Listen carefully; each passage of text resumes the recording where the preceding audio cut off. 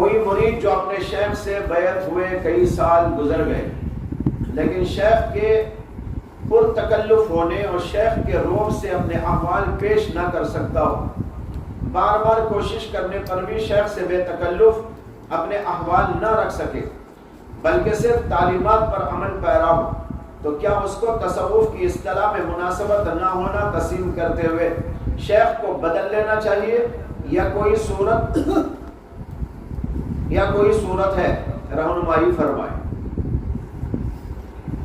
سوال یہ کیا گیا ہے کہ اگر کسی آدمی کو اپنے احوال شیخ کے سامنے پیش کرتے ہوئے تکلف ہوتا ہو،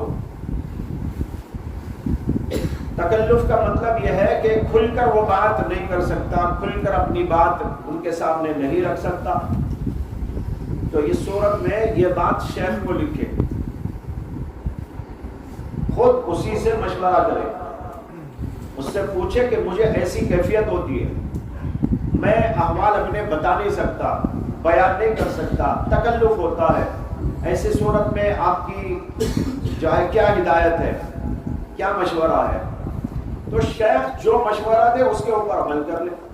ہو سکتا ہے کہ شیخ جو ہے یہ مشورہ دے کہ کسی اور کی طرف رجوع کر لو، یہ بھی ممکن ہے کہ وہ تکلف کو ہٹانے کی کوئی سبیل بنا دے، ایسا بھی تو ہو سکتا نا کہ وہ یہ بتائے کہ نبی ایسا کرو، بے تکلف جو ہے کرنے کے سلسلے میں وہ کچھ کر سکتا ہے۔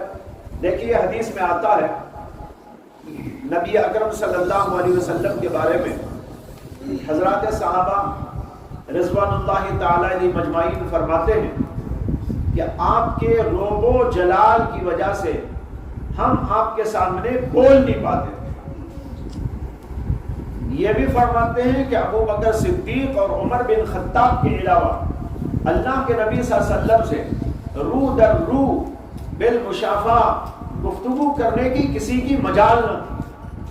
اللہ کے نبی صلی اللہ علیہ وسلم پر ایسا ہو، آپ کے رب کی تو کیفیت خود آپ نے ارشاد فرمائی، نصرت بالرعب مسیرۃ شہر، مجھے ایسا رعب عطا کیا گیا اور اس رعب سے مدد دی گئی ہے کہ اس کا اثر 1 ماہ کی مسافت تک رہنے والے لوگوں پر پڑتا ہے۔ یعنی جہاں آپ بیٹھے ہیں وہاں سے 1 ماہ کی مسافت تک کوئی چل کے چلا جائے، اتنی دور تک کے علاقوں پر میرے رعب کا اثر ہے، اتنا رعب تھا۔ تو جب وہاں تک کے لوگوں پر رعب کا یہ اثر، تو آپ کی مجلس کے اندر آپ کے سامنے بیٹھنے والوں پر رعب کا کیا اثر ہوگا؟ ظاہر بات ہے کہ بہت زیادہ رعب ہوتا تھا اللہ کے نبی علیہ السلام کا، لیکن نبی اکرم صلی اللہ علیہ وسلم اس رعب کو کم کرنے کے لیے، وہ تو قدرتی عطا کیا گیا تھا، اللہ کی طرف سے آپ کو دیا گیا تھا، لیکن آپ کیا کرتے تھے؟ حضرات صحابہ سے مذاق کرتے تھے۔ یہ کیوں کرتے تھے؟ قریب کرنے کے لیے، بے تکلف کرنے کے لیے۔ اب دیکھو میں اسی کو بتا رہا تھا، ہو سکتا ہے شیخ کوئی تدبیر نکال دے بے تکلفی کی، جیسے اللہ کے نبی صلی اللہ علیہ وسلم نے نکالی تھی، جو حدیثوں میں آتا ہے کہ اللہ کے نبی علیہ السلام صحابہ سے مذاق کرتے تھے۔ یہ مذاق بیکار نہیں تھا، عام لوگوں کی طرح کا مذاق نہیں تھا، یہ مذاق اس لیے ہوتا تھا کہ حضرات صحابہ پر جو آپ کے رعب کی کیفیت ہے، اس رعب کی اس کیفیت کے اندر کچھ کمی ہو جائے، صحابہ قریب آئیں، پوچھیں، بار بار مذاکرہ کریں، اس کے لیے اللہ کے نبی علیہ السلام ایسا کرتے تھے۔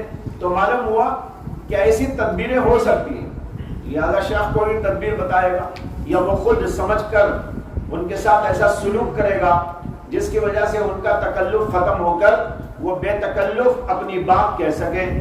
اسے کہ یہ بھی یاد رکھیے کہ شیخ جو بھی ہوتے ہیں ان کے اوپر ایک رعب اللہ کی طرف سے حضور کی نسبت سے ملتا ہے۔ سمجھ میں آئی نا بات؟ آپ ایسے شیخ کو تلاش کرتے ہوئے جائیں جس پر رعب ہی نہ ہو، تو یہ بھی جو ہے کارے دارت و حاصل ندارت،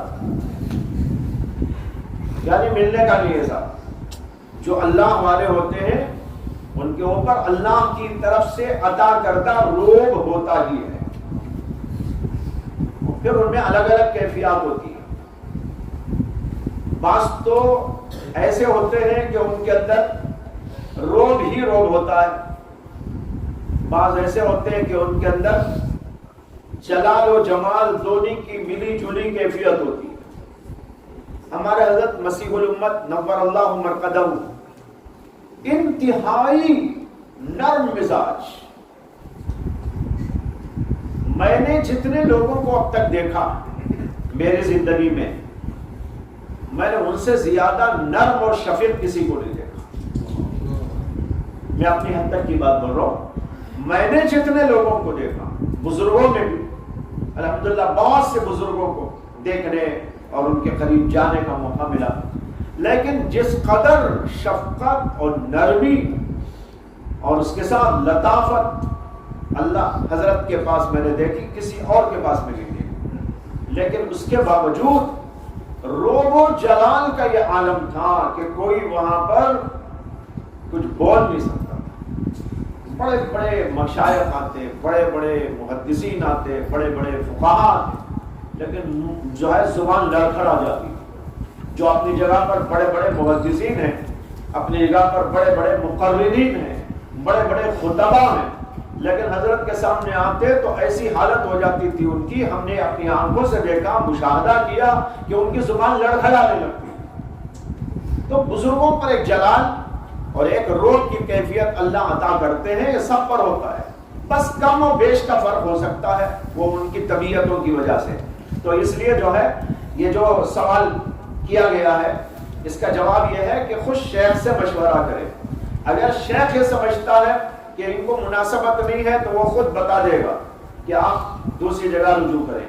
اور دوسری بات یہ ہو سکتی ہے کہ وہ شیخ کوئی ایسی تدبیر اختیار کرے یا آپ کو بتائے جس سے کہ وہ روب جو ہے محسوس نہ ہو, یا کہ اس کے اندر کچھ کمی محسوس ہو اور بے تکلفی آئے اور آپ اپنے اعمال کو بتا سکیں.